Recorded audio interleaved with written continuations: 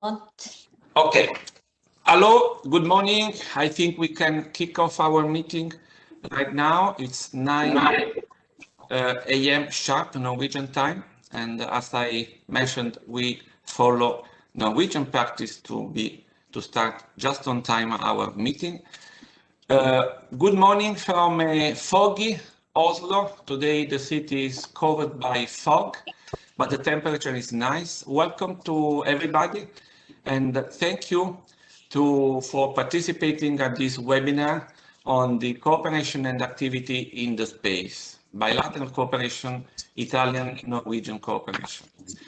The webinar is organized by my embassy. I am the Italian ambassador. My name is Alberto Colella, and jointly organized by NIFRO, the Norwegian Association of Space Companies, in cooperation with the Italian Trade Office, which is based in Stockholm. Just an initial warning before we start. While one of the lessons I learned while organizing this meeting is that this is a very technical field. I'm not an expert, I'm a diplomat. I'm not an expert on science or space. I'm a newcomer, so I apologize for any mistake and any error I can make during the event today. As you know, our two countries, Italy and Norway, have a strong history of cooperation in space. And this year, the year 2021, is the year when several activities are planned between Norwegian and Italian stakeholders in this area. So this is the first of those activities, a webinar dedicated to startups, basically. Then, hopefully, an event will follow in the month of May, organized by the Norwegian embassy in Rome and the space agencies. But possibly my colleagues will tell you later something more on that. And hopefully, after the summaries, conditions will permit, we hope to have some in-presence events in Italy and hopefully in Norway, but we will let you know. All these events, as I told you, build on the historical relation between the two countries, and they are aimed at facilitating future partnership. Today's event, this webinar, will focus on startup in space. The webinar will provide an overview on the latest development in the Italian and Norwegian space sector, with a specific focus on startups, best practices, and investment attractions. We will have also some pictures from 2 Norwegian and 2 Italian startup companies.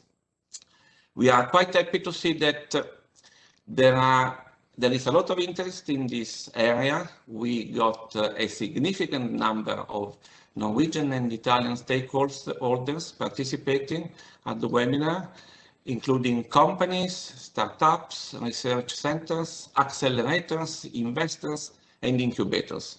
So it's a fair and complete picture on what's going on at startup level in space between Italy and Norway.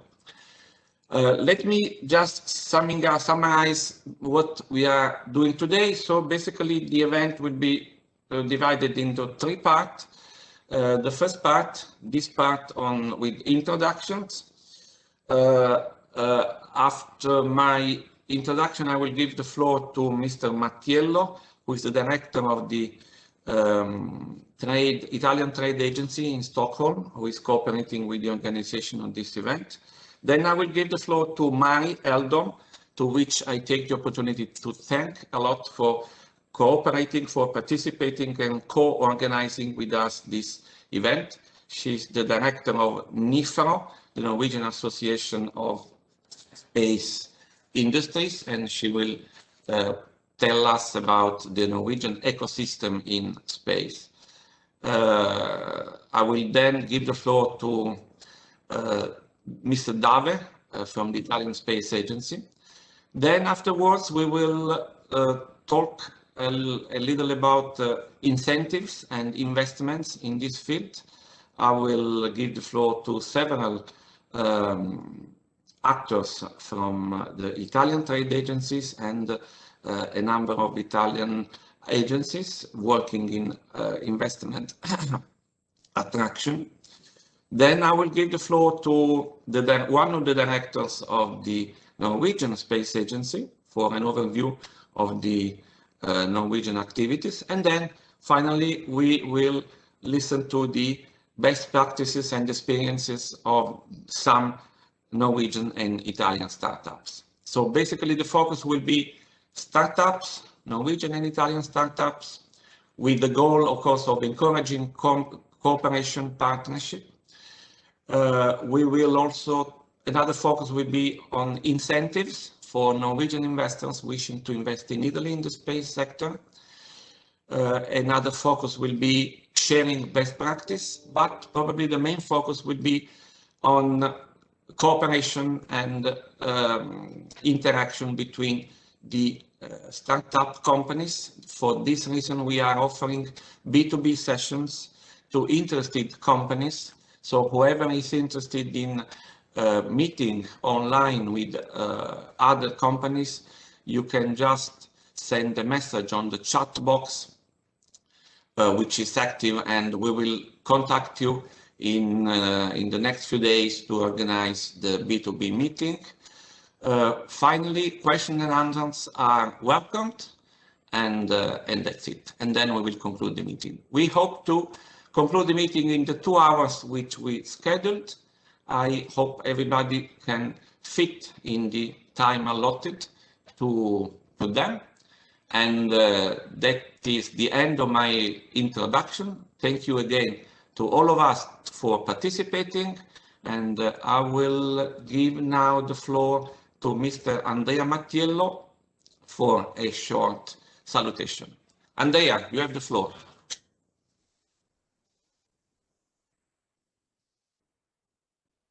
I would like to thank you for organizing this event in cooperation with the NIFRO Association.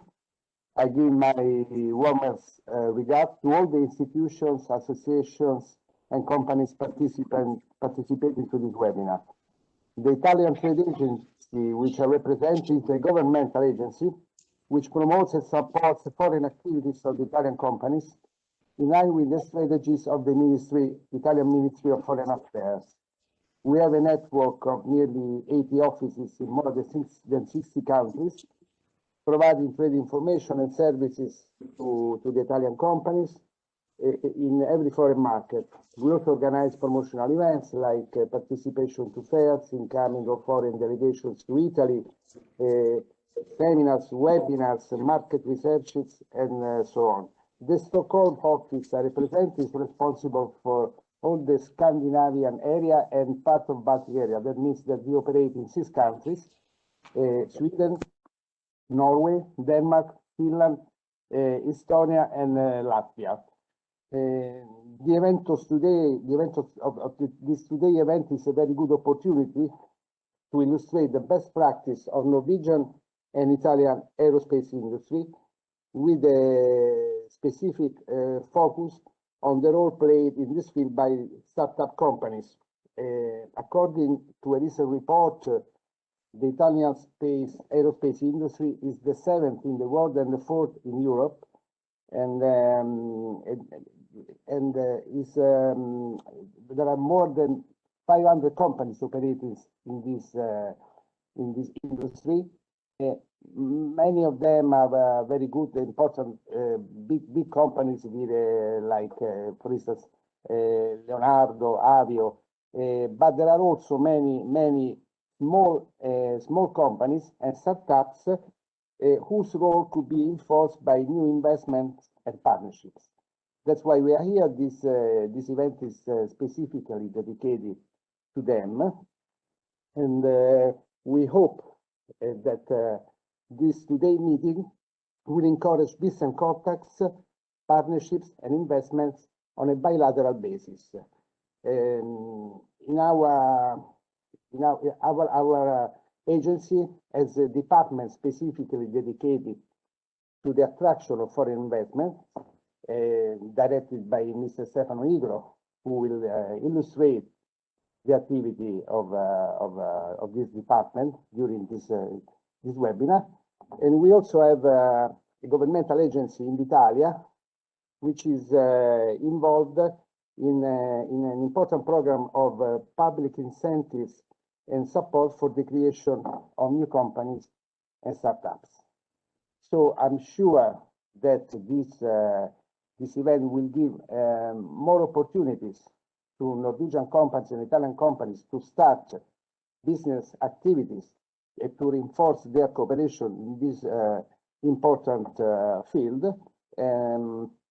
I would like to inform you that we have a unit coordinated by the Department for Foreign Attraction in Italy, a unit in our office represented by Ms. Elisa Pin, whose role is supporting, promoting investments to Italy and promoting new investment and supporting existing investments. She's responsible for the activities in all the Nordic countries. So at the end of this webinar, I'm at your disposal for any further information about the activity of my office. And also, I would like to remind you that our core business is mainly in the support of Italian companies, but we can also assist Norwegian operators who would like to have more information about our activity and start or extend their business contacts with Italian companies and funding possible investments. I thank you very much for your attention, and I give the floor again to the ambassador for the next contributions. Thank you very much. Thank you, Andrea.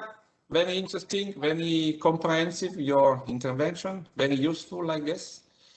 Now I would like to give the floor to one of the stars of the attractions, I would say, of this meeting, which is the intervention by Mari Heldon, who is the director of the Norwegian Association on Space Companies.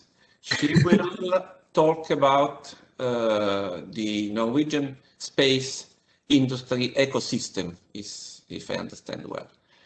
Mari, you have the floor. Thank you very much, Ambassador. And now you're setting the bar high here, so I'll try to deliver. First of all, it's a great pleasure to also say good morning from my side and to welcome you all to this joint Norwegian-Italian space seminar, which will this time, of course, focus on the startup scene. On a personal note, I have to also express my enthusiasm for the seminar, as my partner usually works in Firenze, but due to the COVID situation, we are now spending all our time in Norway. So I feel like this seminar gives me a little bit of the flavor of what I'm missing. But on a more professional... Is he participating at the meeting? Is he participating at the webinar? Not today. He had a conflict, but yes. On a more professional note, I can only echo the introduction speeches here before me. I do also see a lot of potential to build on the strong history of cooperation between our two nations. And as such, I thought I would just start by saying a few words about the Norwegian-Italian relationship in space so far, before I will, as the ambassador here said, give you a brief introduction to the Norwegian space sector and also the startup evolution we are currently witnessing. So I guess I have now the control of the slides here.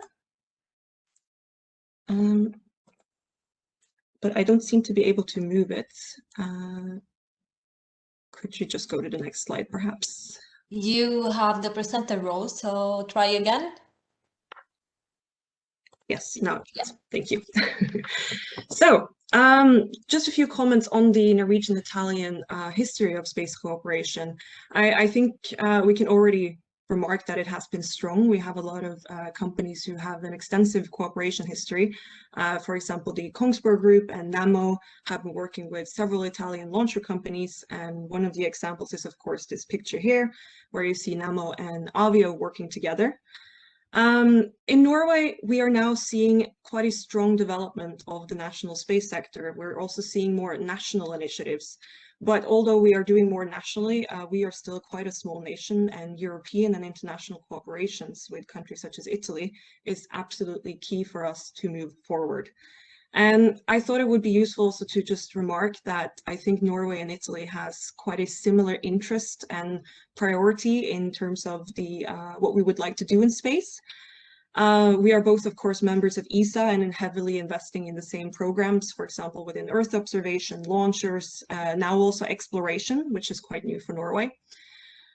Also, just to emphasize and avoid any confusion, Norway is not a member of the EU, but we are part of all the space programs, or all the programs actually that are relevant for space in the EU, which of course includes all the activities in the space programs, Horizon Europe, and also the European Defence Fund.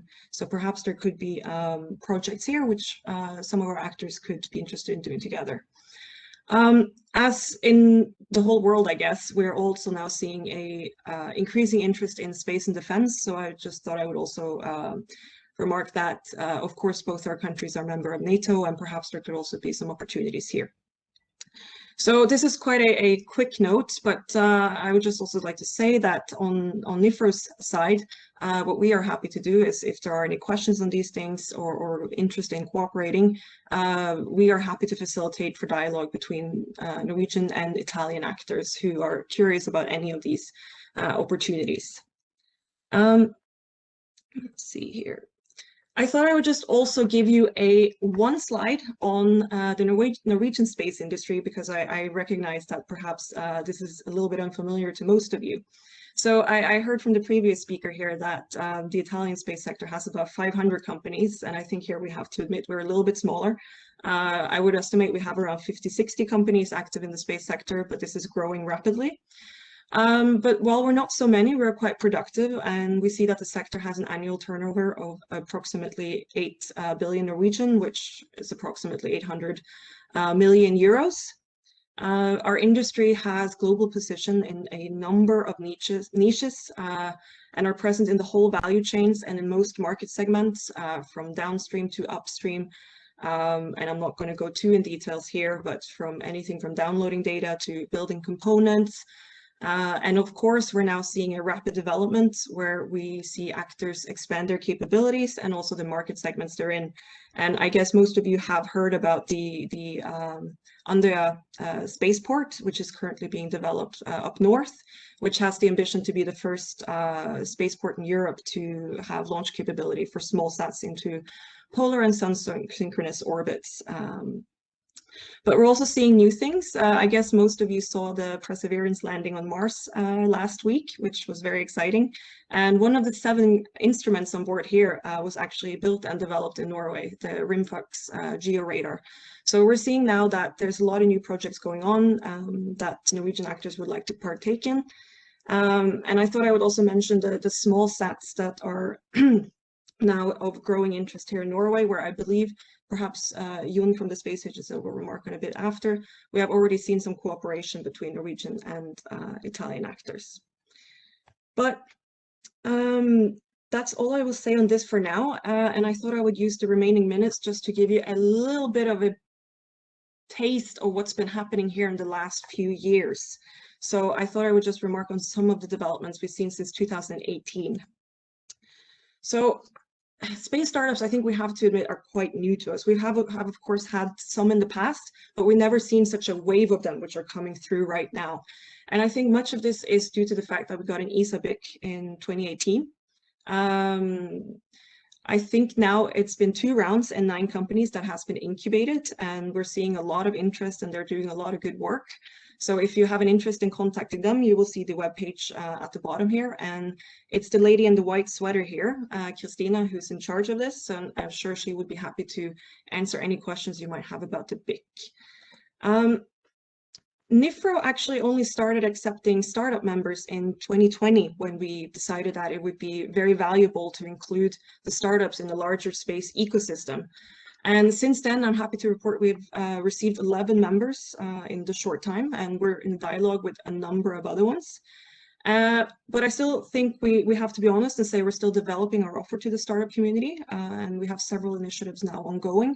But as an industry organization, we will have an ecosystem-centric focus, where we are interested in sort of creating a network where the startups can build and connect with those who have already been in the sector for a while to help them understand how they can succeed and interact with the larger system here.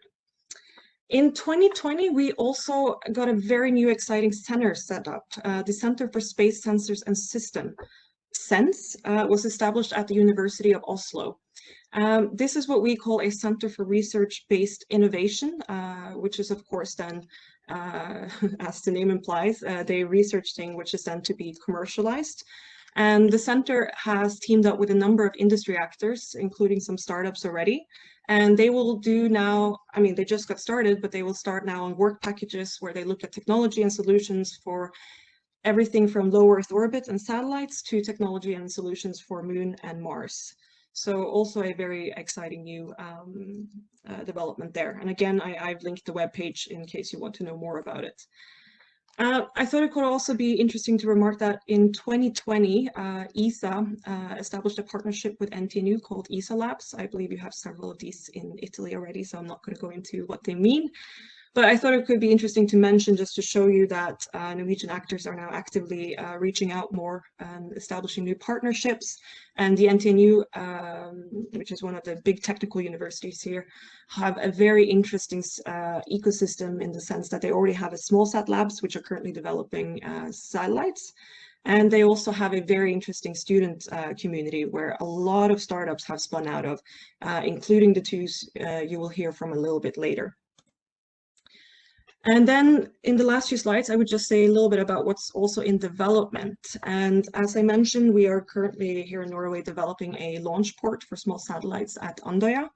And here there's already a lot of activities present, as Andøya Space have already been active for over 60 years, launching sounding rocket, doing defense, doing different science experiments.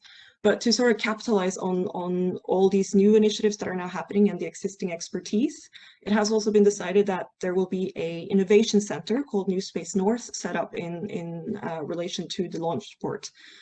It is not entirely clear just yet what will be the focus of this center, and more information will be coming out very shortly about that. But I do know they're looking for industry partners and partnerships in general. So if you're interested in learning more about this, I would advise you to get in touch with Ole Dokka, who I do believe is listening in today, and see if there could be some collaboration opportunities here.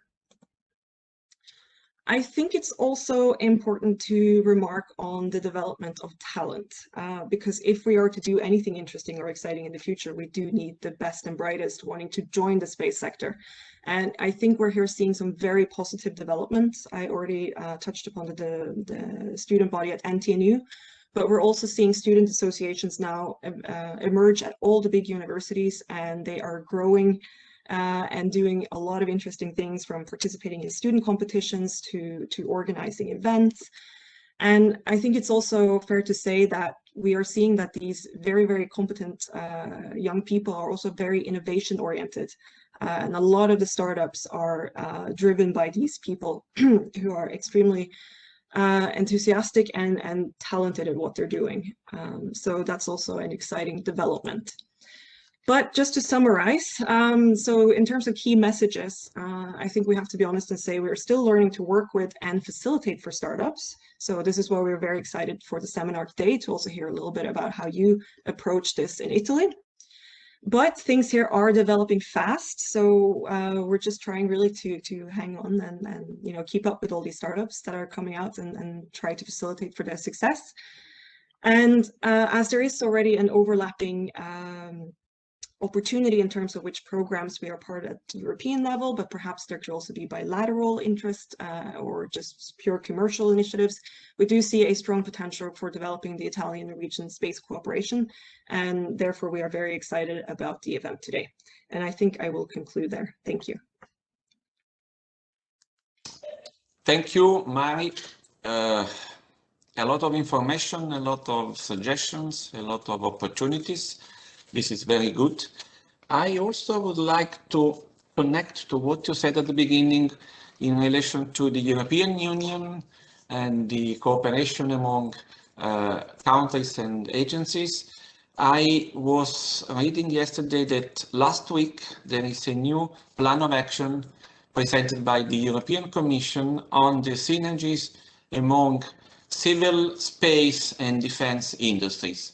That means also that in Brussels they work a lot on this, and that the space sector continues to be not only strategic, important, but also very relevant to the industrial European ecosystem. So this connects well with what you said. Thank you again. And I would like to give the floor to Anil Kumar Dave, or Dave, I still don't understand the correct pronunciation on the last name, who does many things at the Italian Space Agency, including in the field of technology, and who will talk about a very exciting presentation on the Italian Contiki to space. So the connection between Italian and Norwegian industry linked with the Contiki famous expedition by Thor Heyerdahl. Anil Kumar, you have the floor. Thank you so much. Thank you so much. Good morning, everyone, and thanks a lot for the invitation. I hope you can see my slides. So, okay, I take for granted. I see Veronica saying yes, so I fully trust her. Okay, so good morning, everyone, again. Thanks a lot for the invitation. It's really a pleasure for me being virtually, let's say, together with you. Thanks a lot, Ambassador, and thanks also to Norwegian counterparts and friends for having this opportunity. Now, what I wanted to do in this short time, so it will be sort of, you know, very fast-packed and fully packed presentation. What I would like to do is to give you just a glimpse of what we are doing and the lessons learned we had on startups activities in Italy regarding space, of course. My name is Anil Kumar Dave. As Ambassador said, I'm currently the Open Innovation Advisor to the President of the Italian Space Agency. In the past, I've been the head of the Innovation Technology Transfer Department, so fully in charge of startups and incubators ecosystem in Italy. So let me just start with a very, you know, brief overview, just setting the scene on what the space situation, the space industry is in Italy. We are not rookies, we are not newcomers, of course. We have a 50 years plus space heritage, being also one of the 6 countries in the world that in the mid-60s had capacity to send a probe in space. We are among the founders of ESA, very, very active at the United Nations level, at the national level on space, and of course, very well, you know, pinpointed in the space diplomacy thing, and definitely very much tightly linked with the Italian government. So as of now, we are very much, you know, driven by and driving also the space policies at national level. And for the very first time, we set up an interministerial committee, which is called COMINT in Italian, that is just encompassing 14 ministries and everybody just with common goal on space. This from the, let's say, policy and heritage. From the industrial ecosystem point of view, is quite several districts, not that much, but we have several districts very much, you know, fully flagged on sector and space industries. But of course, as you might all know, the Italian backbone economy is made by small and medium enterprises. So even the aerospace sector is characterized by that. In space sector, we have about 200 companies, and 80% of that are micro and small medium enterprises, and with an industrial production value of about 1.5, 1.6 billion euros, and a reasonable good number of employees. The interesting fact is that we can cover all the supply chain. So we are just, you know, we can build from the booster, from the rockets, up to the small RF antenna on top of the rocket. So we have all the full capacity. So this is good. The only thing is that we are still on a 60-40 balance, like we have 60% of manufacturing companies and 40% of services. And of course, we we have not that much, applications going on because we are still relying on that kind of heritage we had. So this is just from the industrial ecosystem, but what is coming up now is the new scenario where we have a lot of newcomers coming up. So, and this is startup scenario, and startup domain is definitely one of these main points. But the interesting fact is that even space and non-space interaction, new priorities like sustainable development goals, health, and so on. But the fact is that we are now facing not a full division between upstream, midstream, and downstream, even though the numbers are really, really interesting. What we see and what we have perceived in the past is that we have a sort of mix up with newcomers, new companies, new sectors entering both upstream, midstream, and downstream. And of course, you see the kind of different sectors coming up. It's very interesting because it's opening up new opportunities and new markets. So this is basically what we have from the scenario point of view, and of course new challenges. So the very big project like the exploration missions like Artemis, where we are of course on board, and also the science missions, and all the new opportunities coming from the data. So this is just the overall context. What we are asking ourselves is how we can support startups who wants to navigate in unknown water. And this is where we have this sort of tie-up, because Thor Heyerdahl in 1947, when he decided that he wanted to demonstrate how could have been possible from local inhabitants from Peru to reach Polynesia. So he was using technology, and he made sort of pathway and the routes. And this is something that we also try to exploit in supporting startup, because definitely one of the first thing is the idea generation activities. So this is what we supported, and this is the same thing that he made. And we ask ourselves, it's enough just to have one mentor, or as that African motto, it takes a village to grow a shipmaster in this case. And this is what we are doing. So we are just approaching a bottom-up approach and taking into the loop to support startups in idea generation. Also different organizations like the universities and research centers. We have a lot of technology transfer agreements, like some participating in competitions, challenges and hackathons and so on. And of course, we use a lot like ESA, PIC, or even the other incubation start.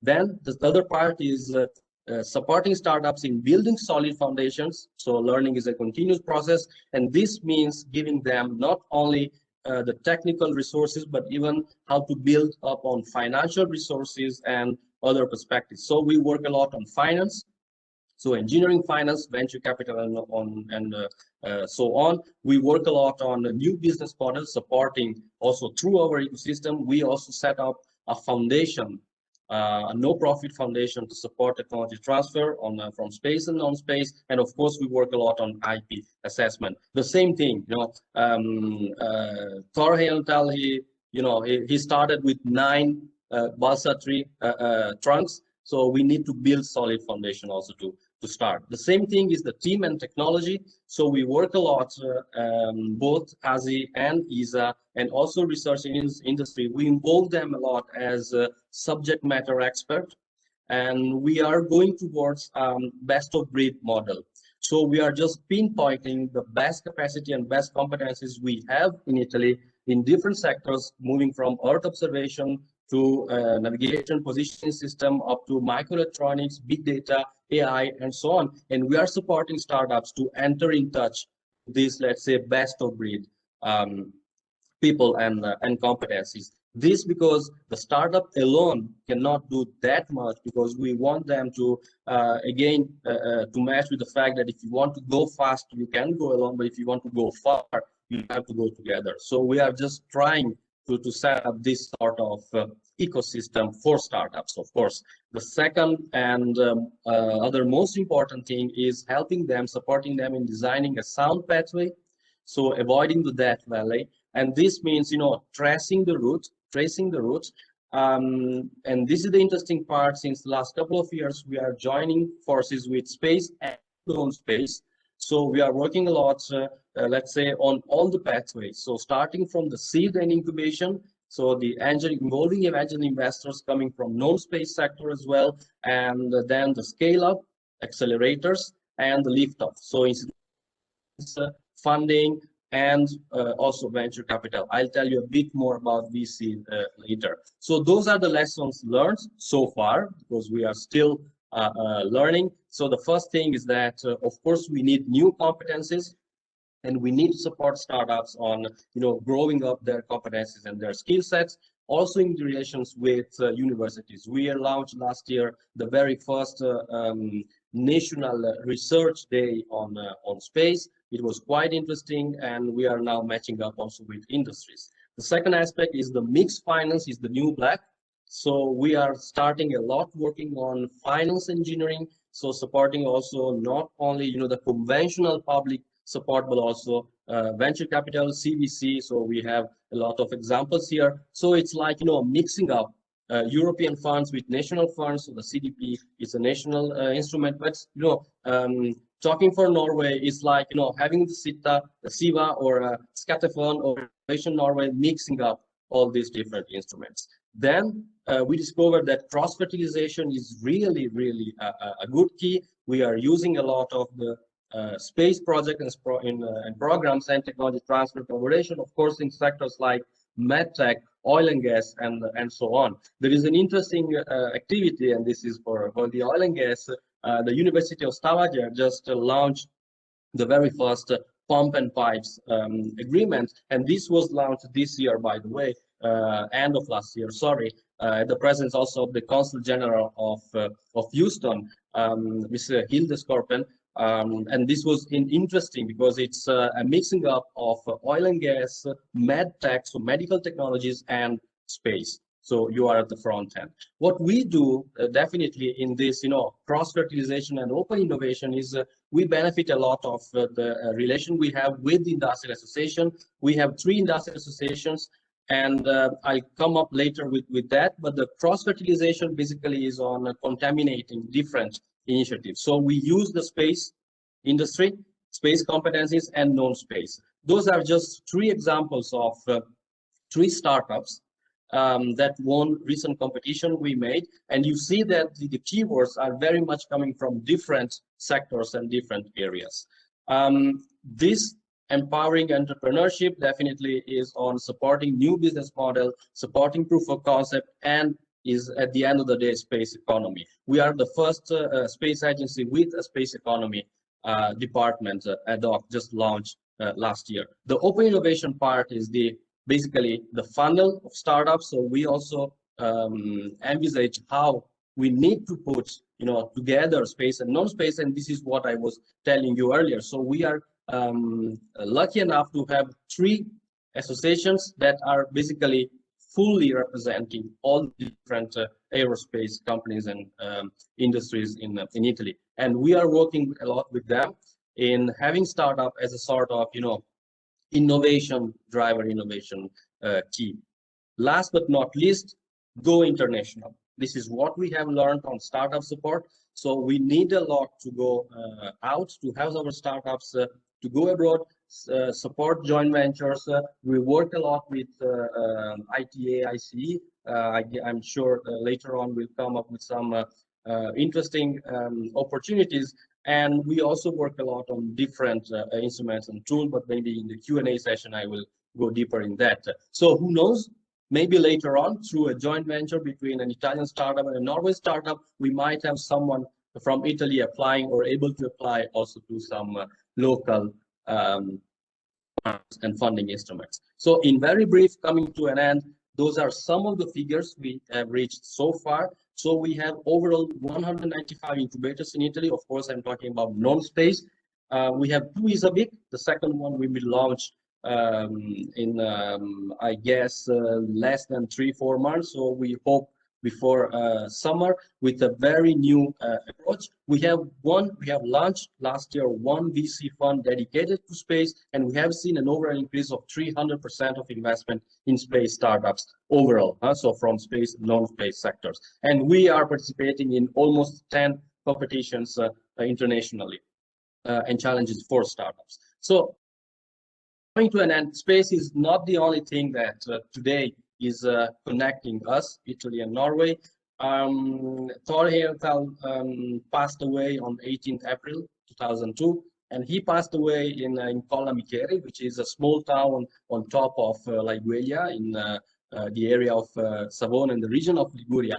And basically, region of Liguria is the same place where the Maritime Republic of Genoa was also somehow belonging to Columbus. So, you know, sailors, explorers, believers, and technology enthusiasts. So both of them. The same thing and the same values that driven space engineer and aerospace engineer to design the high-tech sails in Liguria region, and not far from Colla Micheri. And the same sails are now used here, where there is a lot of aerospace technology. So I'm pretty sure that the souls of Italian and Norway sailors, definitely being on the same continent, definitely will make some big wows and viva Luna Rossa for the next coming ahead. So Italian and Norwegian space startups could definitely fly high and sail safe and fast if they're able to design and build a consistent TONPT. I hope I gave you some little glimpse of what we are doing, but definitely I'm very much open for the Q&A session. Thank you so much. Thank you, Anil Kumar. It's your presentation has been really inspirational. Thank you for giving us some ideas on the pathway for startups, for success, and on the lessons learned so far. I think it was an informative and useful presentation. Thank you very much. We will come back with possible questions on that. Now we pass to the second part of our webinar, which is devoted to incentives for Norwegian investors wishing to invest in Italy in the space area. And I would like to give the floor to Mr. Stefano Nigro, who is the Director of the Foreign Direct Investment of the Italian Trade Agency.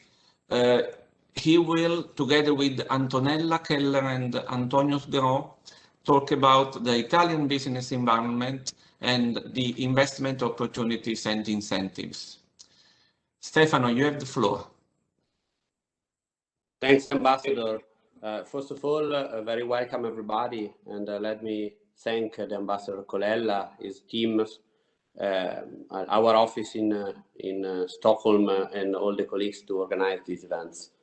As the Ambassador said, my intervention would be the introduction to other two speeches that would go deeply in the topic.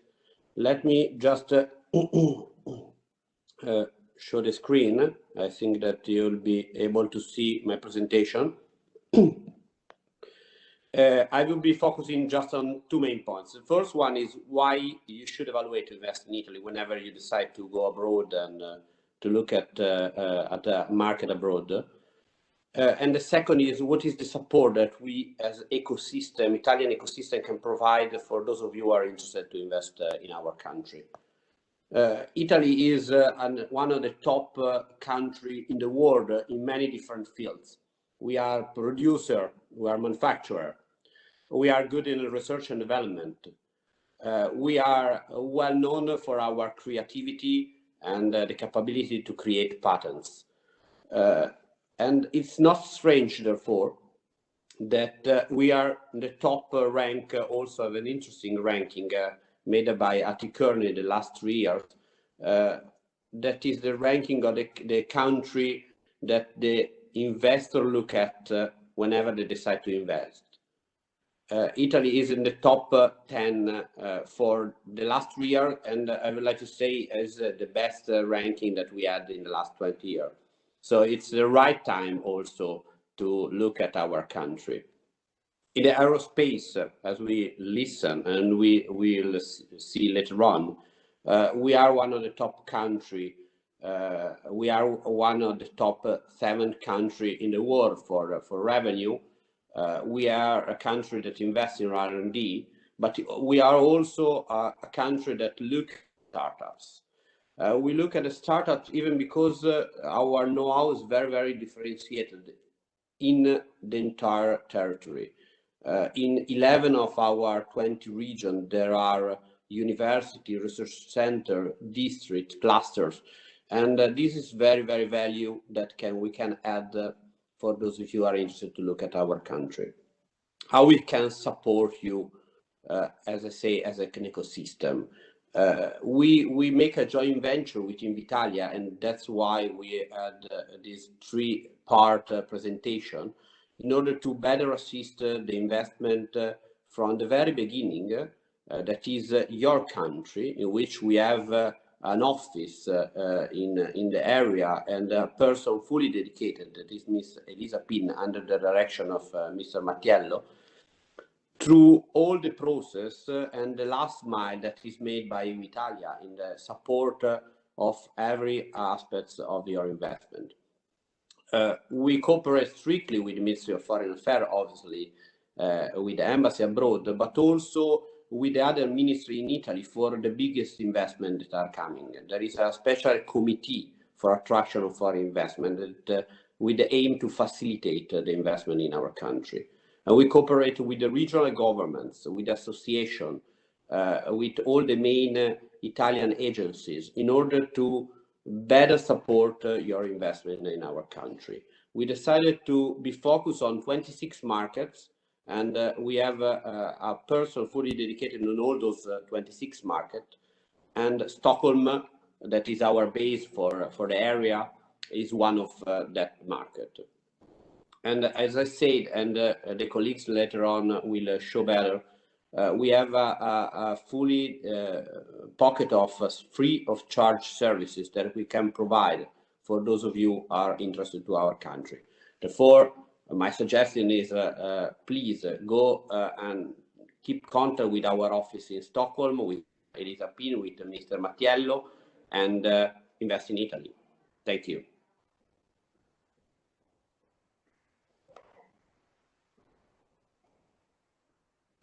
Antonella, you have the floor.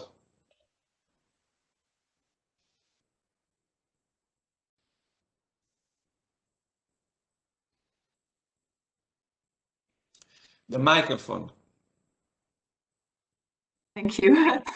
I was just saying thank you to the ambassador and to the other organizer for inviting us. I just want to say 2 words on our agency. Invitalia is the National Agency for Inward Investment and Economic Development. And amongst other activities, it manages national incentives promoting the creation of new companies and innovative startups. Here are represented some results. And we collaborate with the Italian Trade Agency under the Invest in Italy program. About the aerospace industrial base, the company operating in Italy covers many fields of activity, from design services to aircraft systems, from engine production and component production to assembly, maintenance, and assistance services. As already said, the companies are concentrated in some regional districts, which are represented in this map. The most important for number of companies and for revenues are Piedmont, Lombardy, Lazio, Campania, and the Apulia region. There is the presence of multinational and of key industrial players, some of which are represented in this slide. And Italy is attractive for foreign aerospace companies and for startups, also for the importance of R&D activities and for the presence of skilled human resources. In these 2 bar charts are represented the number of citations expressed in thousands from 1996 to 2019 for aerospace engineering and space and planetary science.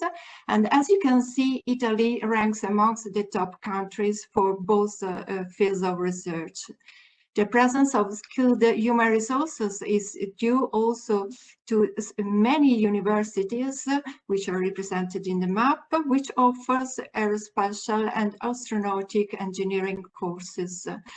And that can be also represent interesting partners for research activities. We have a catalogue of business opportunities which have been proposed by Italian regions and are mainly related to these subsectors: new mobility and unmanned area vehicles, composite materials, digital, space and satellites, Earth observation, manufacturing processes, green aviation, and some business opportunities are also cross-sectorial. So some, for example, are related also to the automotive sector. In this slide and in the following, there is a simple list and an overview of the business opportunities in our catalog. For startups, I think the most interesting could be the Taranto-Grottaglie Airport, which is a remotely piloted aircraft system testbed and spaceport, especially for suborbital flights. We have some business opportunities in Apulia region, in Campania, and in Lazio. If you want to receive more information on these business opportunities, we will be available in the next few days for B2B meetings, and as well to provide you more information about our free of charge services, which are been designed to support foreign companies who want to set up their business in Italy or expand their business. An example of these services, we offer support for location scouting and site visits, market research. We can put you in relation with the recruitment agencies and other interesting local partners, such as universities and Italian companies. We also provide support about financial tools and incentives, both at national and at local level, thanks to the partnership with our regional authorities. Now I leave the word to my colleague Antonio Sgro, which provides you with more information about incentives available. Thank you for the attention. Thank you, Antonella. Thank you, everybody. And I will give you a general introduction on some of the incentives in Italia, but also the Ministry of Economic Development manage in our country. Antonio, a little bit louder. Yes, we don't have. Speak louder.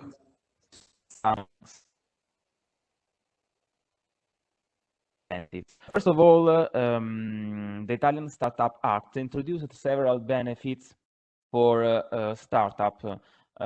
This is just to say that how easy is to set up a startup or company in Italy, and what are the form of supports, even in terms of bureaucracy and whatever it needs to start with the company, with your investment. Together with our free of charge services, there are several ways to let you start with your investment in Italy in a really fast and in an easy way.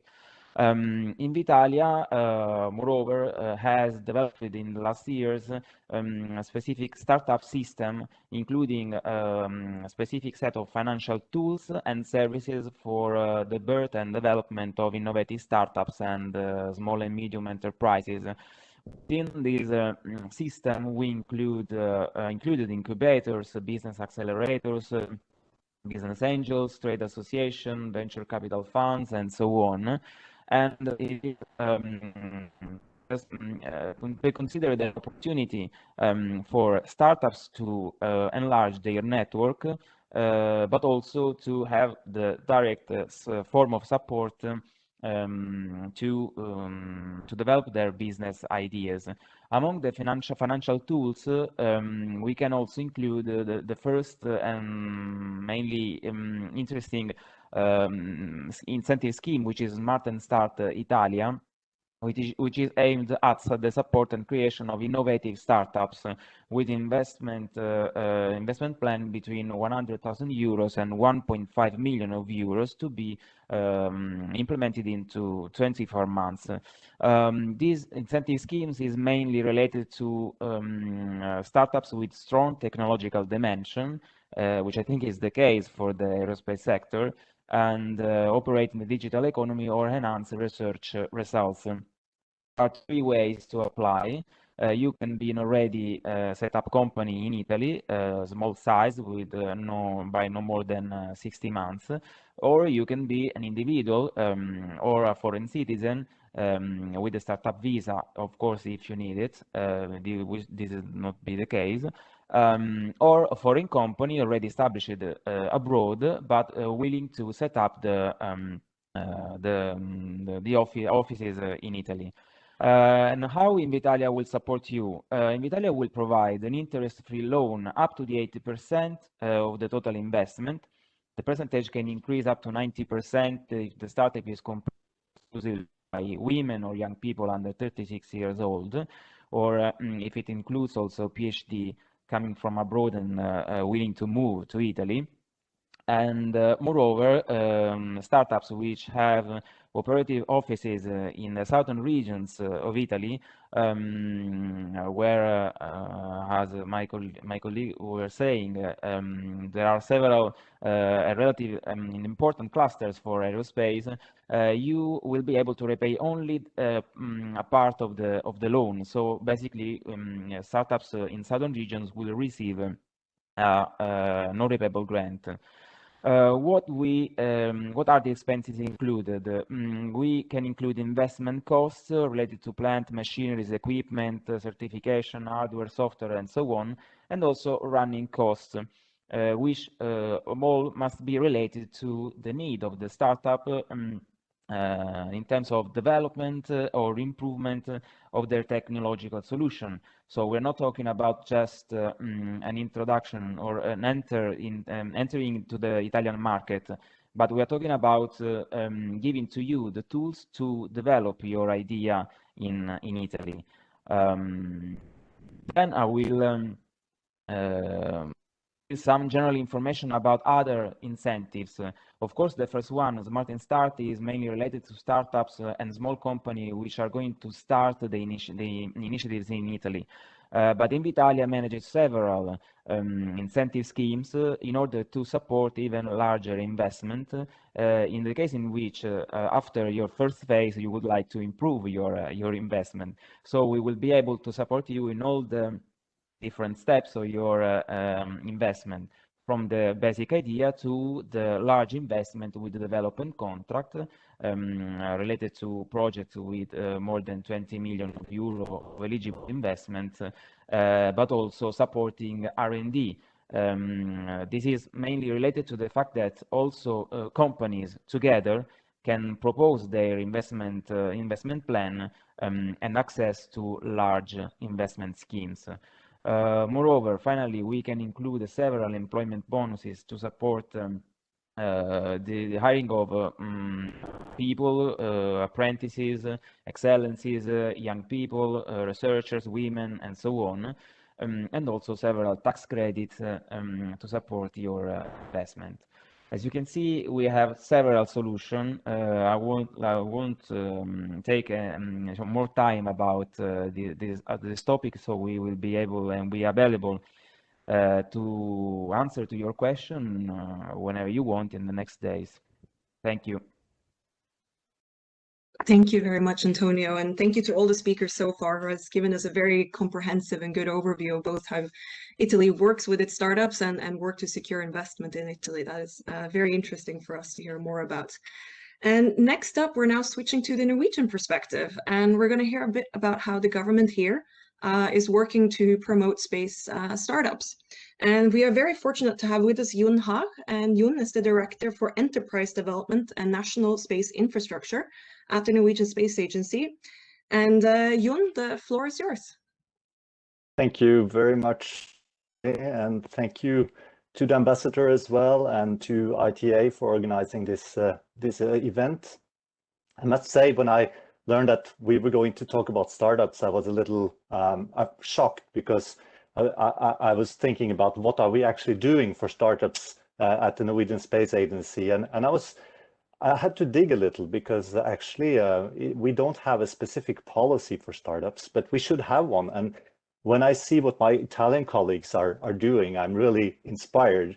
So I will try to go through a few of the things that we do, and probably you will find some interesting possibilities, but we are not where you are yet in Italy. Just a few words about our budget. So as you see from this graph, the budget of the Norwegian Space Agency is to a large extent devoted to the EU and ESA space programs. And this is also where, of course, our efforts go. Unfortunately, so national funding is not very big at the moment. It's only 5% of our budget, but we are hoping to increase that over the next years. And so that's one of the goals, and probably this will help us enlarge the support to the startups. Also, what's important to have in mind is when we talk about startups, we want to, or any business opportunities within space in Norway, you need to have in mind the new space strategy that came out last year, and which has 4 goals, the 2 most important of which are to ensure profitable companies, growth and employment, and meeting important needs for society and user groups. So in Norway, we really look at the utility of the space activities, and we look at how we can foster company development and growth. And also this report, I'm happy to say that there will be an English summary coming out very shortly. This report, we're putting some emphasis on the new space economy. And I think this is a good approach to the startup way of doing things.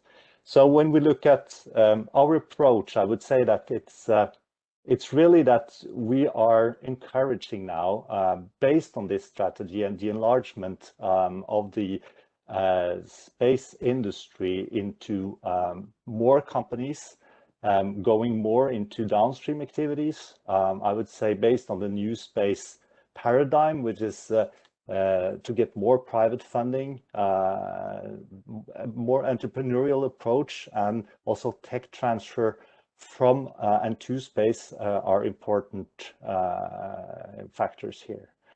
International partnerships are, of course, really encouraged. So this is one of the reasons why I'm really happy to participate today. I think that Norwegian Italy has a lot to share, a lot to develop together, different industries.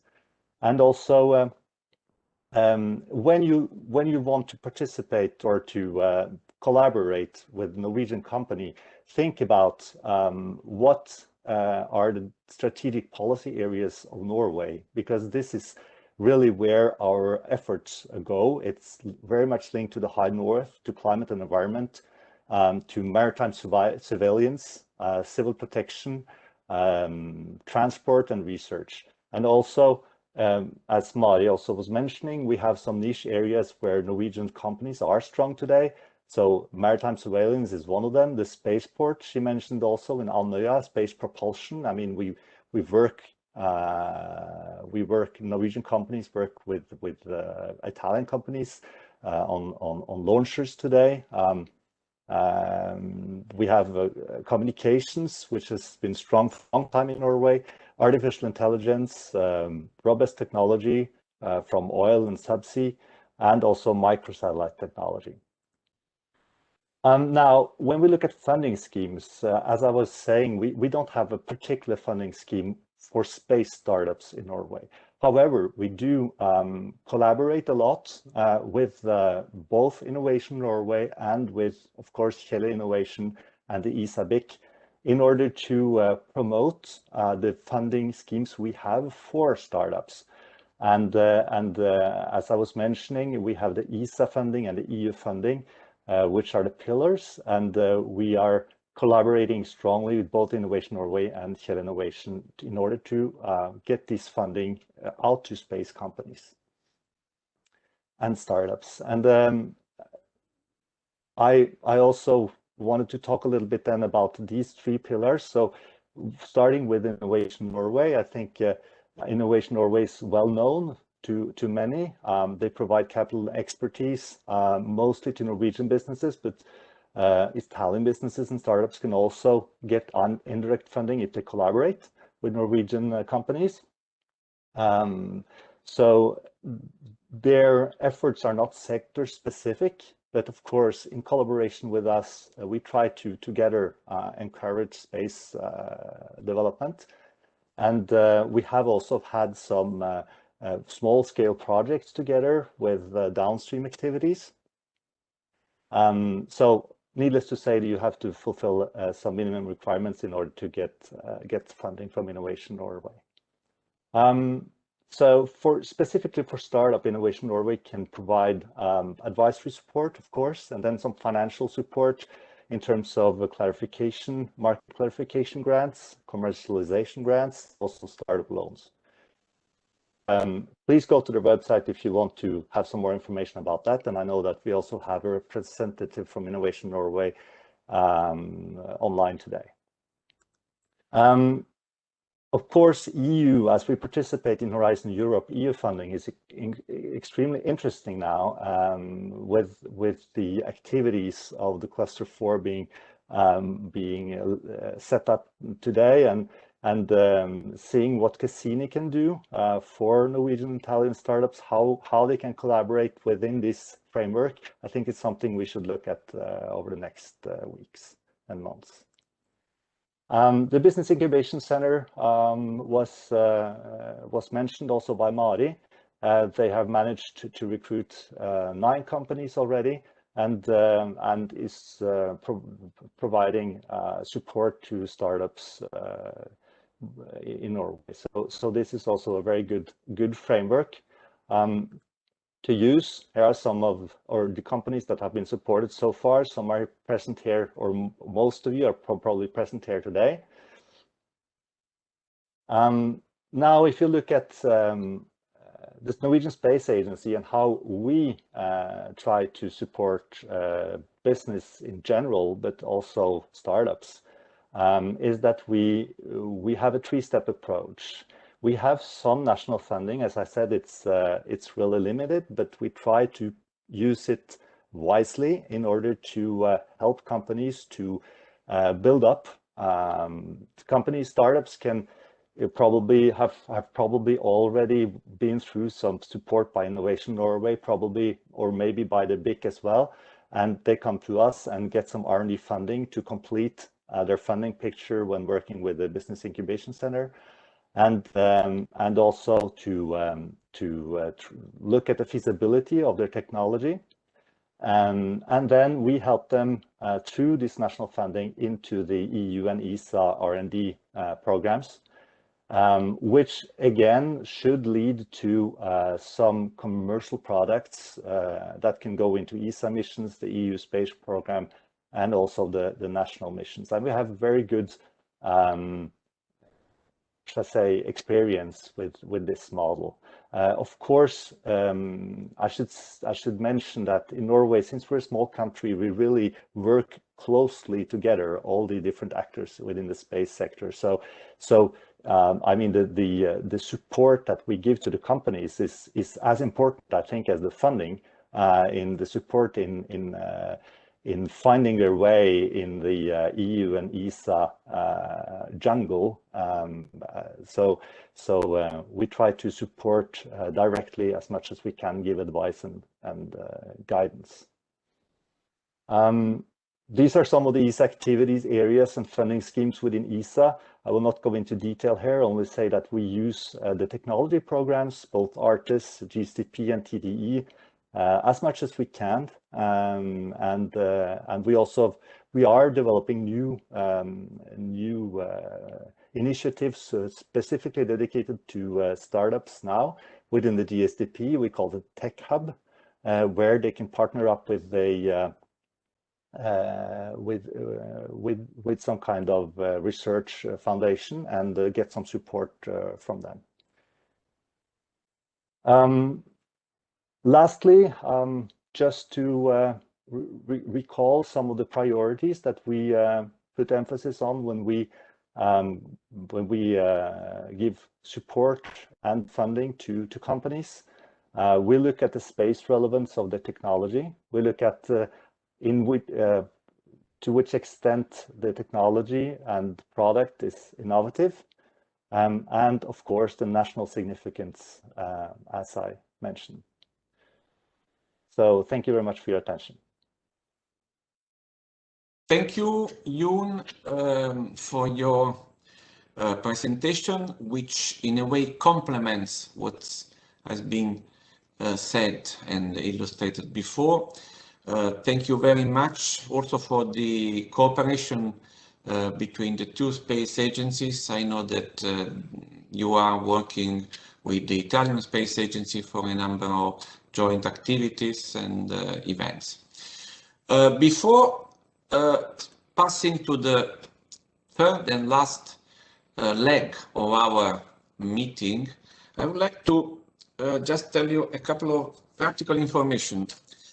First of all, I would like to say thank you to Mr. Nigro, which I guess is still here with us, for his presentation, and for the two Italian members of Invitalia for the illustration of services. Then a clarification on B2B meetings. I understand that some participants have doubts and request clarification on how to organize B2B meetings.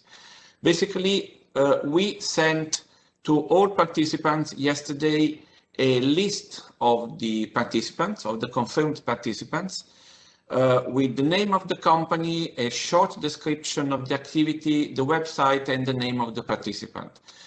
On the basis of this list, you can request a B2B meeting to us, either on the chat box or by sending a mail to the embassy, or even when you will receive a final survey at the end of this webinar with a couple of questions to understand your level of satisfaction, you can also use this final survey to ask for B2B meetings. So there are a number of ways, and we are very grateful and we are very interested in the follow-up to this meeting.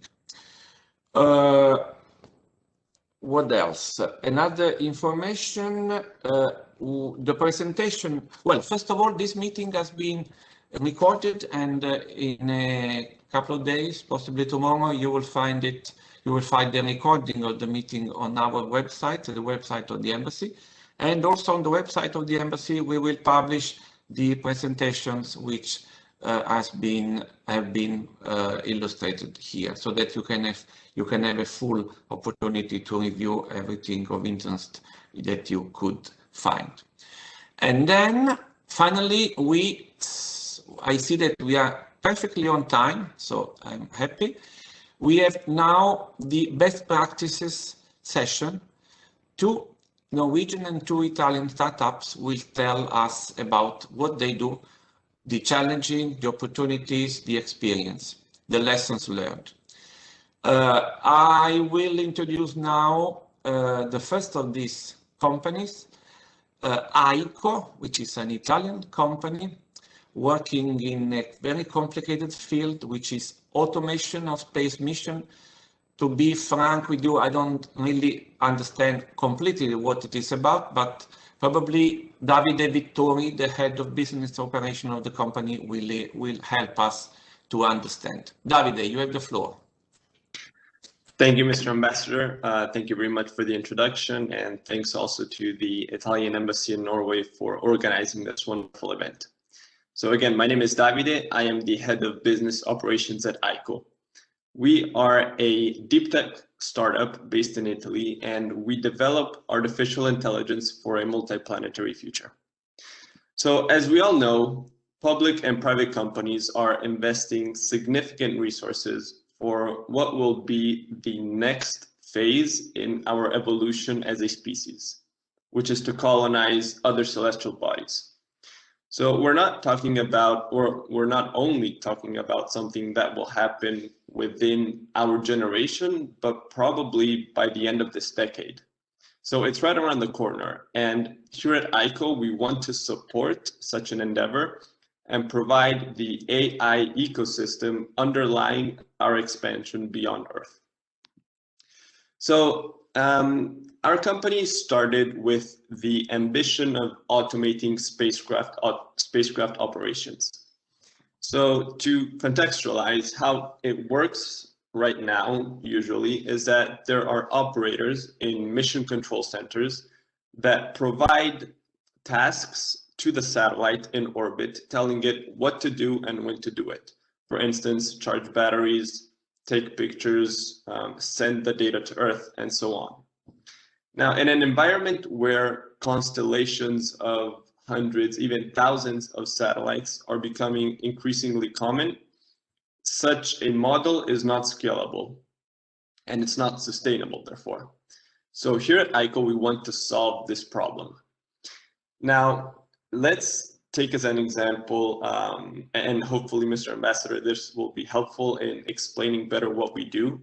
Let's take as an example a mission, Earth observation mission, quite common, in the context of fire detection to help, say, local authorities, maybe firefighters on ground, find and address potential fires. How a normal mission would work, usually, is that the satellite in orbit takes pictures, and then the pictures are sent to ground. And in the mission control center, the operator looks through the images, hopefully with a computer, but oftentimes even manually, and tries to find where and if there are fires. If so, the operator will have to understand where geographically it's located, for instance, in, I don't know, Australia, and then contact the authorities and tell them about this issue. Now, with the automation library that ICO is developing, this process is extremely more efficient. So let's reimagine the same mission scenario, so fire detection. The satellite that is taking pictures in orbit can process the pictures directly on board and identify the fire immediately, right? So maybe it's passing on top of Australia, it takes the picture, and immediately after the picture is taken, the fire is identified. Autonomously, the satellite will be able to understand the mission event and react accordingly.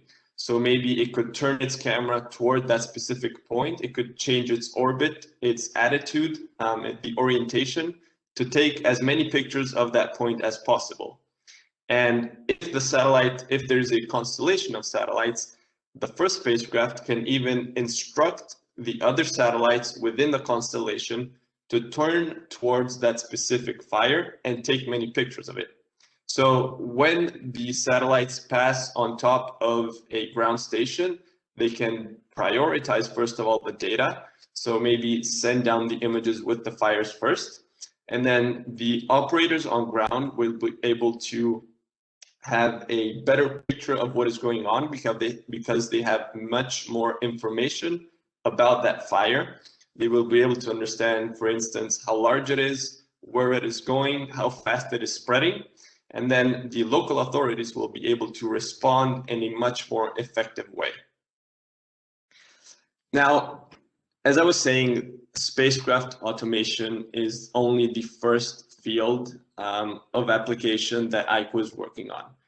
We now want to expand significantly into deep space applications. We will start within the realm of astronaut support, and this will include both support to astronauts themselves, for instance, through the analysis of biomedical data, but also within the environment in which they live. So within habitation modules, which are these pressurized structures that can support life and protect astronauts from the hostile environments in space and on the moon or on Mars and beyond. Then we also want to adopt to integrate our technology within lunar and Martian applications. What we mean specifically is within, say, lunar landers, drones, rovers, spacecraft in general, because to effectively expand and colonize these planets, we will need a whole series of systems that are cooperating and that are working together to support astronauts and to build out and maintain that infrastructure that will be key to expanding beyond Earth. So that is really what we mean by AI ecosystem, an interconnected set of systems and infrastructure that support human missions beyond our planet. Now, what exactly are we working on and what have we achieved? Our current focus is algorithms for complex automation of cooperating systems. This includes constellation management, multi-agent optimization, adaptive mission planning. And again, I like to provide real-life examples to contextualize this technical jargon. Let's take as an example a constellation of satellite internet. The objective of the operators, of the satellite operators, will be to provide a seamless and smooth experience to the users on ground that are using that internet. Now, if one of the satellite fails for some reason, then a user on ground could lose connectivity even for maybe a long period of time. And so with the algorithms that we are developing, the constellation will autonomously identify the missing link and reconfigure all the satellites, the attitudes, the orbits to fill that void immediately. Smart payloads. So these are mostly applications related to onboard data processing. For instance, ground target analysis, segmentation, detection. An interesting one that could be useful, for instance, for security purposes was not only the tracking of objects such as ships, but also analysis and identification of metrics, for instance, the speed at which the ships are moving. And again, here we can also see how we're moving towards deep space applications, for instance, by applying our technology for autonomous lunar landing applications.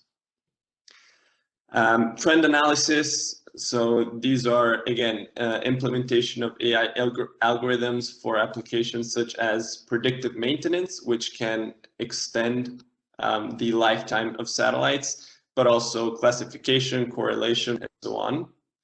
Generative AI. This is, I think, super important because one of the problems of upstream automation in the space sector is the lack of data. These are most often mission scenarios that have never been experimented before. And so there is no real data through which we can train the algorithms. So one of our areas of focus is to synthetically generate this data for the training of these complex technologies. And finally, AI on the edge, which means that our algorithms are optimized and integrated within processors that can be onboarded directly on the satellite. Again, this is another one of the very important challenges within spacecraft automation, because spacecraft that are often the size of a shoebox, they don't have significant computational resources. And so these complex algorithms need to be optimized to fit and to obtain satisfactory performance within constrained environments. So here is just an overview of some of the projects ICO is involved in, both with space agencies, European Space Agency, Italian Space Agency, but also with private companies. And again, both within the realm of spacecraft automation around the Earth orbits, such as in the case of Space Data Gateway, but also working towards more futuristic and ambitious scenarios far from the Earth. For instance, deep learning for asteroid navigation, lunar AI, so AI for support to lunar outposts, and so on.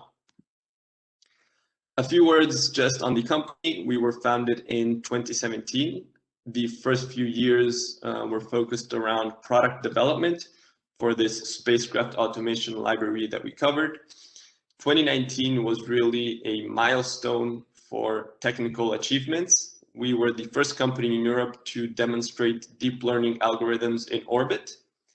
2020 was very important financially because we secured a seed investment round by Primo Space, which is the first Italian space-focused fund. And now in 2021, we're really witnessing high growth. We're currently 15 people, and we will nearly double in size by the end of this year. So in conclusion, again, at ICO, we want to develop the artificial intelligence for a multiplanetary future. We've started from spacecraft automation within the lower Earth orbits, and we are now expanding towards deep space to the Moon, Mars, and beyond. Thank you for the attention. Thank you very much, David. It's very exciting to see how you have technology here that could solve a number of very different challenges, and for also explaining in a way that us not so technical people can follow. And I have also now learned a new term, which is AI ecosystem. So thanks for that. Before we move on, I would just like to remind everyone who's listening in that it is possible to also ask questions. Just use the chat or the QA on the side here, and you can ask all our panelists, which have spoken so far, questions which we will try to bring into the conversation here. Next up, we're going to hear from another company which has technology that could be applied in a number of sectors. It is my pleasure to introduce Moina Medgö-Tamuli. He is the co-CEO and co-founder of Intention. And they work, as I said, in a number of areas, including space and space exploration, and even astronaut support technology. So perhaps there could be a bridge here. Moina, the floor is yours. Thank you so much, Mari. And first of all, let me ask if you can all hear me and see my screen. We can hear you, but you're a little bit, is it possible to move a bit closer to the mic? Let me see here. There you go already. How is the sound now? Perfect. Please go ahead. Okay, I'll try to speak loud. Thank you so much for having me here. It's such a pleasure. Pleased to meet you, Mr. Ambassador, and all the other panelists. I want to start by saying that in these kinds of events, I always hope this is the start of a new adventure. Hope I meet some of you in person, and maybe we'll even work together in the future. So what we do in Intention is quite complex, so I'd rather start with a more immersive story. This is Devon Island, the most Mars-like terrain on Earth. It is located in the high Arctic west of Greenland. And located here is the Houghton Mars Project Research Station, one of the longest funded NASA research initiatives. Various missions for space exploration has been conducted here over the many years the Houghton Mars Project has been operated. And we also have had the great pleasure of testing our technology here. A spacesuit is not just clothing. It's a wearable spacecraft, okay? And so when an astronaut is inside a spacesuit, he or she is trapped essentially in a form-fitting spacecraft. You are restricted in how you interact with the external environment. You're restricted in how you perceive the external environment. What you need is the ability to do things outside. What you need is a miracle. You need a miracle, and that miracle is some way of interacting with your outside environment that will be plausible, easy, intuitive, not fatiguing, pleasant. And so when I went to Norway, I met these guys of Intention. I thought they have the miracle that we needed. They have a glove that they can just with finger motions use to fly drones, which is one of the most complex robotic assets that you can imagine operating. So I hope the sound was functional and hearable in that clip. That kind of presents the problem. So we had such an amazing journey working with this, starting out with the astronaut smart glove, which is an interface to interact with various robotic assets for astronauts. So I'll share a little about that. It's a complete interaction system. That's the aim for it to be. So the concept was flying a drone, but it's more about showing that we can control an 8 actual robotic asset in an easy and intuitive way. So in this clip, you can see what the test pilot is seeing in his or her AR goggles.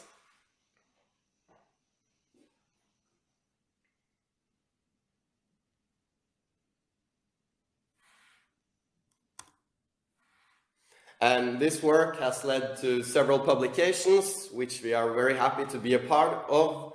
And it also plays into a bigger thing, which is the astronaut interaction system that we are building in collaboration with our partners here. Amongst them, Collins Aerospace, the Houghton Mars project. We have great help from the Norwegian Space Agency. So to what you said, Jon, we are very pleased with the ecosystem we're a part of. For us, it's certainly a team sport. As a young company, you need the ecosystem around you, and you need the years of expertise that others have built. And I really feel this team spirit in pulling off our vision. So we are a deep tech company, and our team structure is built around that core deep technology, and we need partners to master various industries and research projects and mastering how the ESA system works, how we can collaborate with our American partners. And for all of those fields, we're definitely not playing alone on the field. So we hope to continue our operation in this good spirit. I'll share a little bit about what is intention, to put it in a broader context. So when we created technology, all computational power in this technology had to go towards running the machine, right? So the interface in which we interact with our technology is based on what the machine can do, machine-based input, binary forms. But as human beings, we are gesticulating, we're using our voice, we're using our eye movements to communicate intuitively and naturally. And in our day and age, there's tons of excess computational power to be the link between human and machine to understand us. But then it started out with how can we make our technology understand us better? And the first thesis was that, of course, buttons aren't intuitive. It's something you have to learn. We need to know how the body's moving. So we had to learn building our own sensor gloves. But the aim of that was just to get hand motion data, which is one of the many data forms we want to work with in combination. And so for the astronaut interaction system, we work with voice and hand motion in combination. And eventually that will be coupled with eye tracking, for example. And in theory, then you can extrapolate user intent. And of course, this is quite a large scale and visionary concept, and it needs real-world implementation. So I'll elaborate a little about how we build what we call NIF, the Intention Interaction Framework. So we work with various research and commercial initiatives, and they all play into the larger picture of developing NIF. So we have real-world applications for example, robotic asset manipulation. And then that makes us master object translation in a 3-dimensional space. Or we work with VR and AR, which is a fantastic emerging platform, because to impose this new paradigm of interaction, you also need platform, right? And desktop computer or a laptop or a smartphone don't yet have the sensors they need to get all the data we need. But in the latest generation of VR headsets, you have eye tracking included. They have video analysis cameras that can read hand motion. And of course, they have microphones like all our devices. And then we suddenly have a platform to develop on, which gives us the right data. And what's also fantastic about working in virtual environments is that we know everything about the context. If you're looking somewhere, we know where you're looking. So this also helps train our algorithms in doing more precise intention capture. So we work with intuitive system interaction is an application that's being processed right now with IFE Halden and the European Astronaut Center. As I spoke about here today, we work with the astronaut interaction system. We have had very exciting project with art and music in which soundscape is something you can touch and feel. And we are also in the start of launching a full-scale commercial software platform for the construction industry, which I won't go much into detail in this context, but I'm happy to take questions about it. So that's briefly about intention. I see I've almost spent my time. I want to end with our ask here today, which is that we are lighting up our seed rounds, and we are also looking for relevant research partners and collaborators. And thank you again for having me here. It's been very insightful. Thank you. Thank you, Yoon. We are now in the domain of science fiction. You know, looking at your presentation, it was like watching a science fiction movie,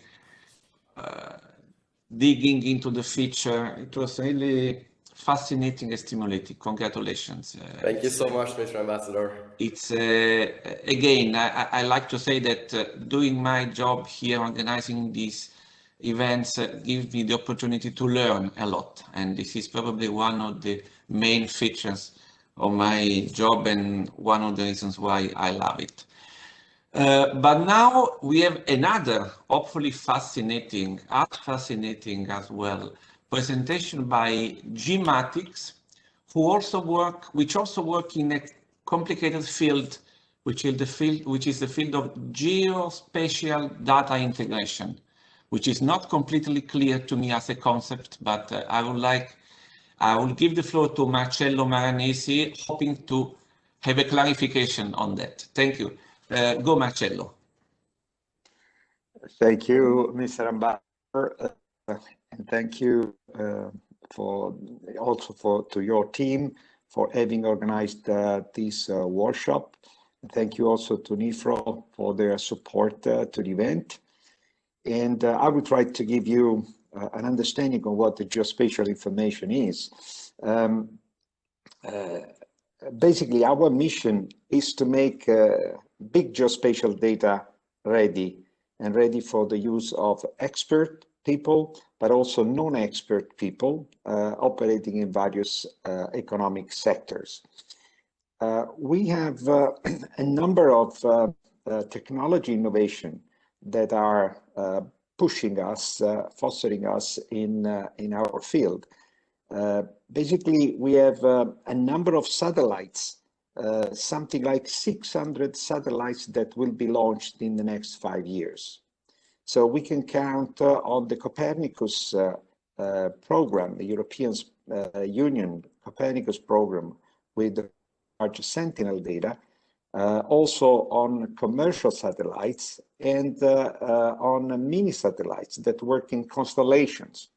And they are lowering the cost of accessing space data, and also applications are becoming much more cost effective.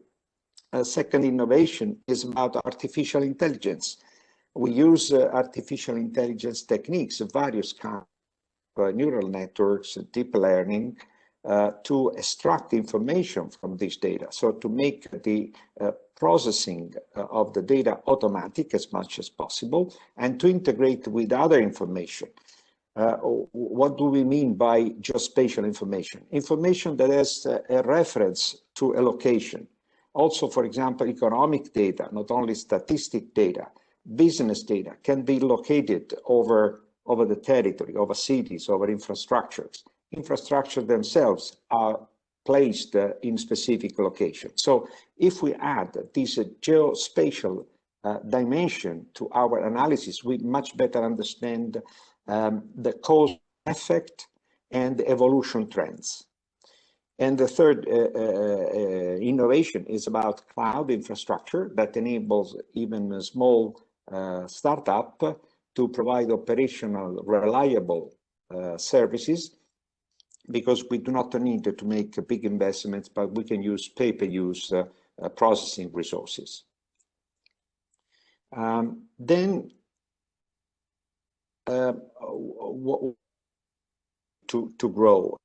Basically, we are developing our proprietary algorithm through contracts that we gain from a competitive bid from the European Union, from ESA, and also from Lazio Innova, which is the development agency of the Lazio region in Rome, where we are located. And in making these projects, we also have developed cooperation with a number of important partners like NVIDIA for when we use GPU computing hardware, with University of Tor Vergata and its spin-off, with Polytechnic of Turin, and then with the DIAS, the Data and Information Access Cloud Services funded by European Union and ESA, with aerial and vehicle collection companies, GIS, and also with an initiative by INEA and the NGV in Italy that is about managing risk for critical infrastructures. And these partners give us additional expertise and competence in facing our challenges.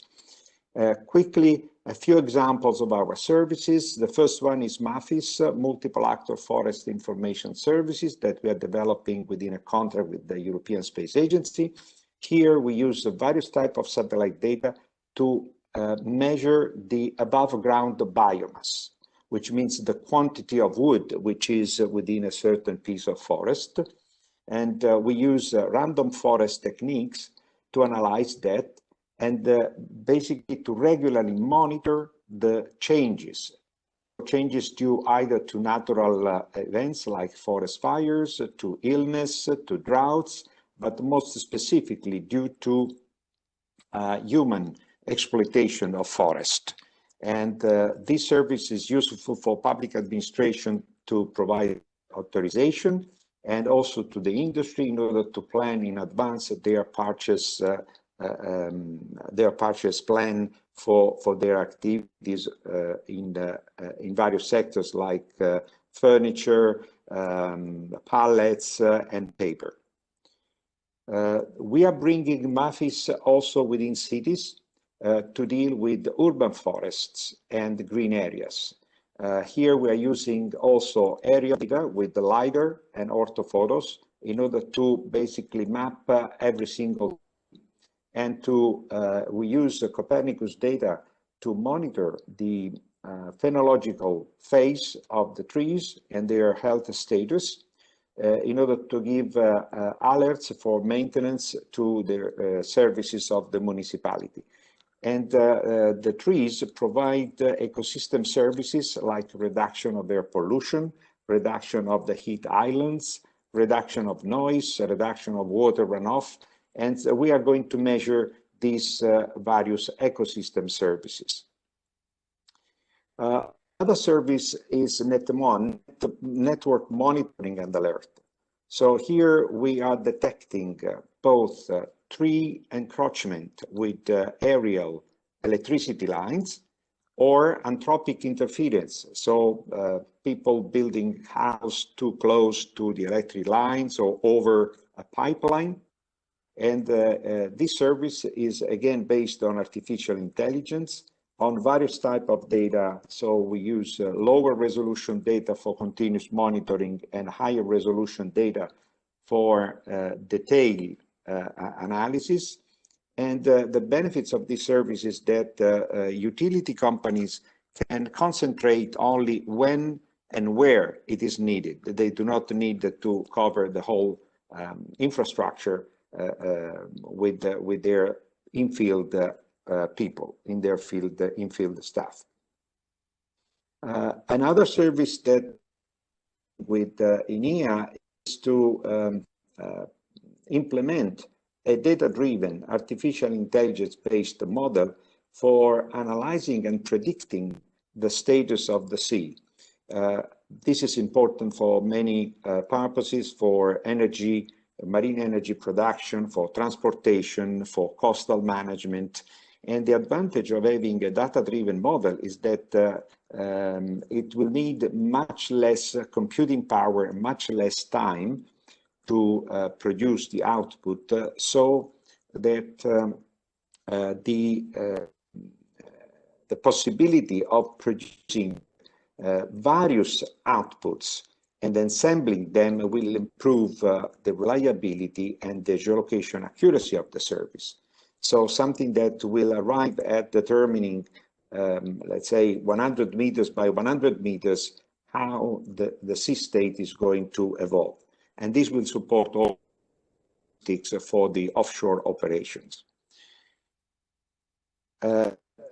This is more, let's say, research activity that we are performing is to define new algorithms combining radar data and optical data to analyze changes.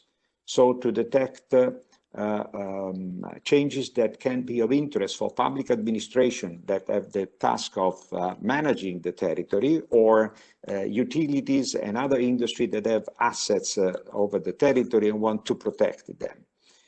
Here we are testing various techniques with quite complex workflows, adopting different artificial intelligence algorithms to detect both what we are looking for and what we are not looking for. Because if we do this and we detect precisely what we don't want to find, we can really reduce the false alarm, which is the basic problem of this type of applications.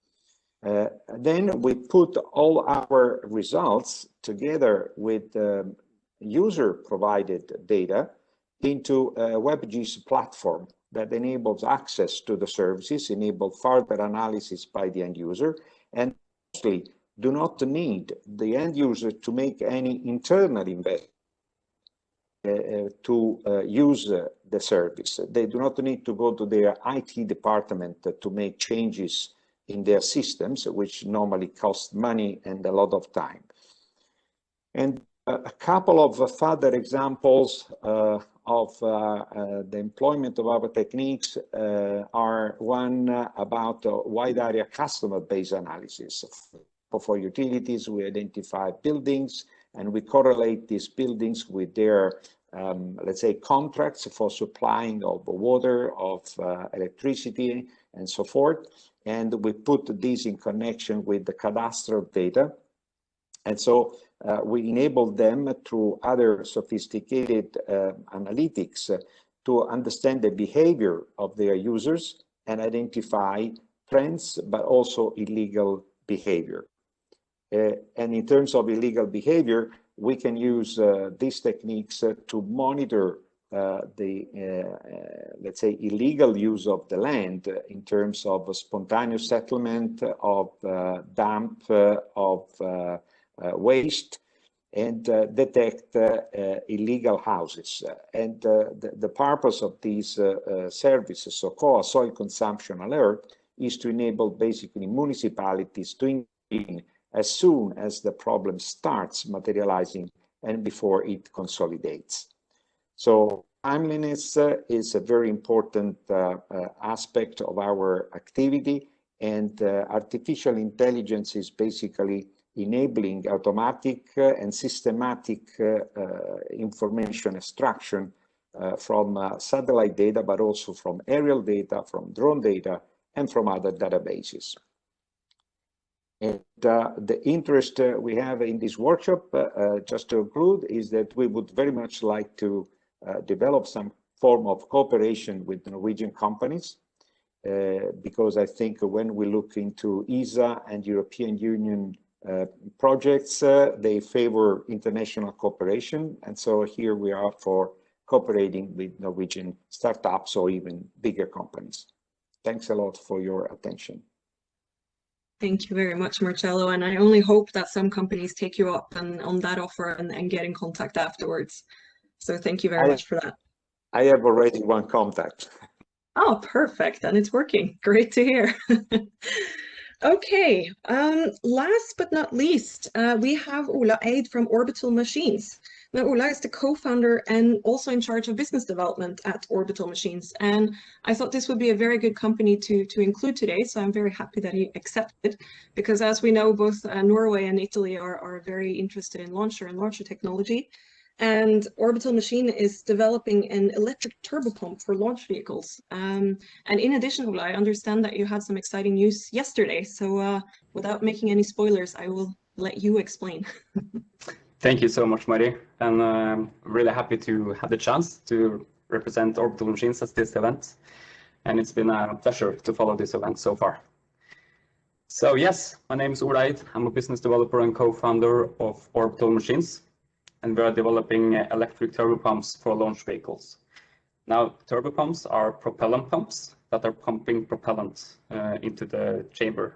And launch vehicles are typically rockets that are placing satellites into orbit or suborbit. So, as you might know, small satellites are like the spearhead of the new space economy. And this has created a market for small launch vehicles. Offering dedicated launches for dedicated orbits or for time of launch. And this is a industry that's expected rapid growth in the coming years. And currently only a few such launch vehicles are operational, while over 100 are in development. So this is a really fast-growing industry, and it's a race between these launch vehicles to reach orbits and to capture market shares. And one of the problems for this industry is the propellant pump. Now, this might sound weird, but these rockets are about 95% propellant, which the propellant needs to be burned off in only minutes. So you need a very powerful pump to do this. And the logical solution has been a turbopump, which is typically a gas turbopump driven by turbines. And this is known for being very complex, very hard to control, expensive to develop, and also a major source for launch failures. And it's ascribed to 55% of the total cost of the rocket is assigned to the turbopump. So it's a really big pain point for this industry that is driven by reducing risk and reducing launch cost for launching small satellites.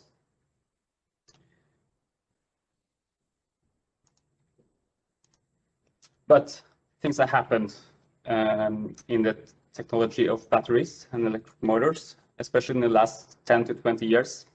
Battery technology and electric motors have improved rapidly. And it has reached a point where an electric turbopump is an alternative for the turbopump for small launch vehicles. Now, technically, this is not a turbopump. There's no turbines. It's an electric motor and middle. And there's LOX and fuel propellants, and it's driven by a battery. So this is way less complex. This is much easier to control. And it's safer and a low-cost alternative for the turbopump. But the most important thing is that it's not as connected to the rocket engine as the traditional turbopump is. So instead of developing each turbopump from scratch, you can actually use the same technology for multiple small launch vehicles. So a supplier can reduce cost and risk for the industry significantly by supplying several customers. And the first demonstration of an electric pump reaching orbit was by Rocket Lab in 2018. And still to date, they are the only rocket company that has reached orbit with the electric pump, even though AEROSPACE was really close just a couple of weeks ago. So the opportunity lays in all the other small launch vehicles now in development.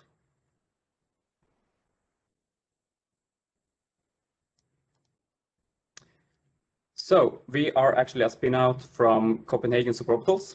And they are a fantastic example of what kind of new space projects going on in the world.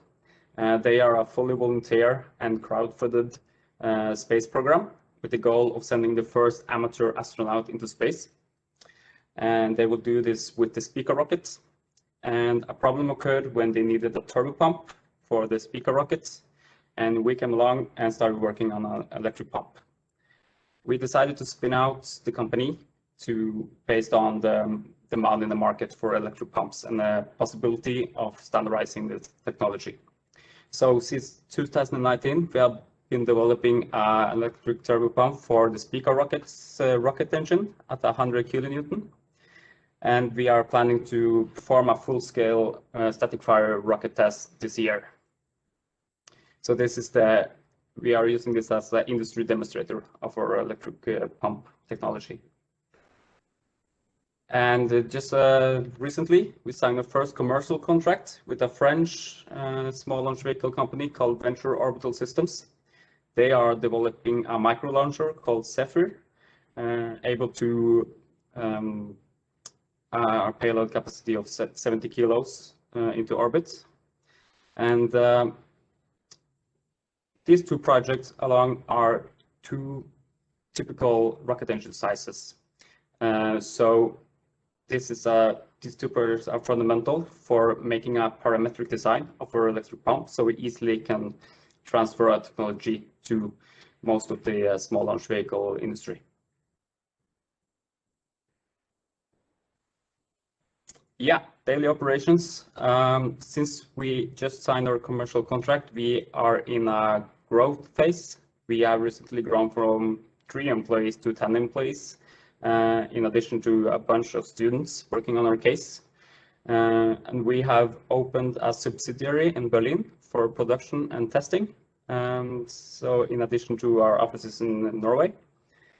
And we are planning a first mover strategy. So we are now ramping up to be able to start several customer projects already this year to take benefit of the technology's ability to be standardized and parametrically be used for different customers.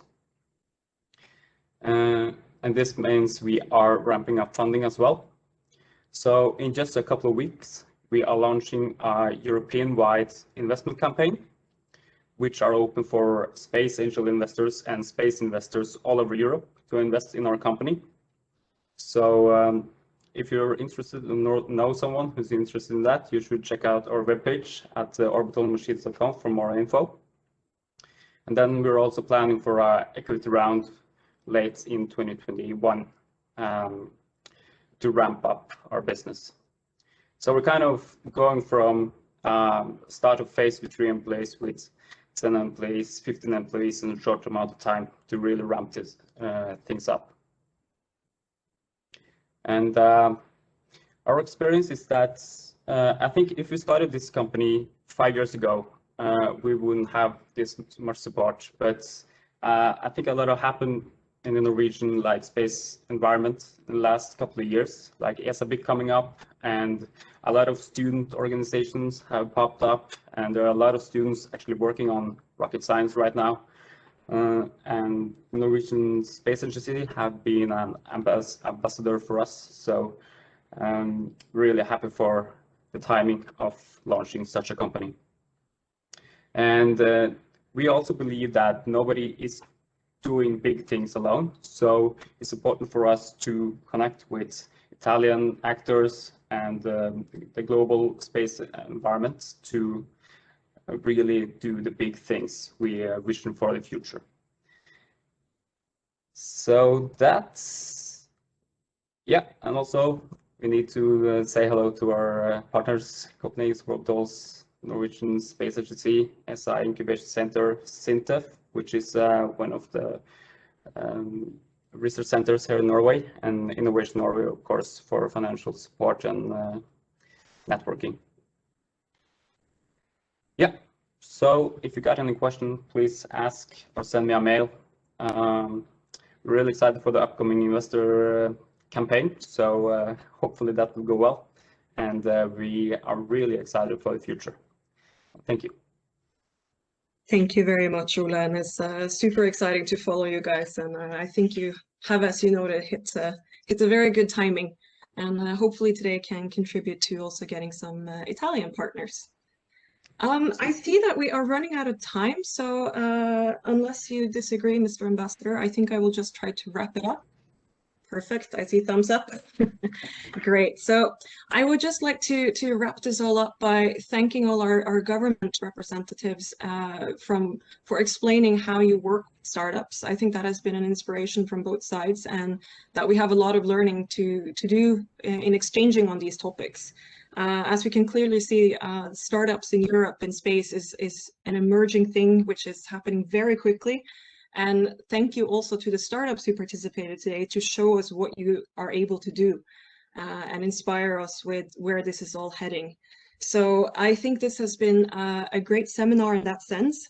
As the ambassador noted in the intro, we've had over 90 people signed up. And I dare say that this also confirms an interest in further exploration and building on the existing cooperation relationship between Norway and Italy in space. And both on a national, government to government, but perhaps also industry level. So I'm optimistic about the future. And towards this goal, I would again like to just remind you of taking advantage of the B2B opportunities offered by the embassy. So check out the list that was sent out yesterday and contact the embassy if there's anyone you would like to meet. Of course, more informal ways are also possible with LinkedIn and such. So please connect with each other. I would also encourage you to keep an eye out for the next Italian-Norwegian joint seminar. It will not be organized by us, but by the agencies. And I believe it would be in May, so please keep an eye out for that. And in addition, I have to also express my hope that this global crisis will soon die down and that we can actually meet up. Personally, I have a hope for meeting up somewhere in Italy and enjoy some espresso or perhaps even some AEROSPACE while we explore further potential for collaboration and getting to know each other. And with that, I would just like to yet again thank all our speakers and our audience for following us here today. And of course, a very big thank you to the ambassador and his team who has worked intensively in both setting this up and organizing it, and also the technical management of the event today. So thank you for that. And with that, I wish you all a very good day, and I hope to see you all in the future. Thank you.